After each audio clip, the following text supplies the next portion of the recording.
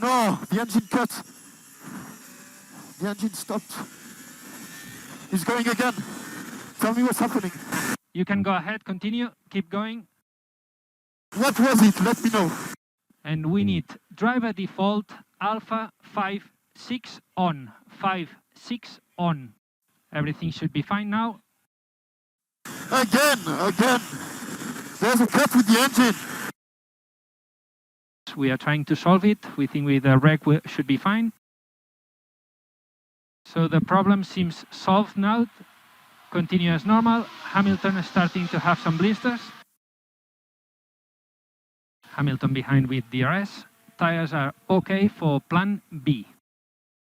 Copy. Again the cut. And Charles, do not upshift if you have the engine cut. Do not upshift if engine cut. And how many laps you can do at this pace?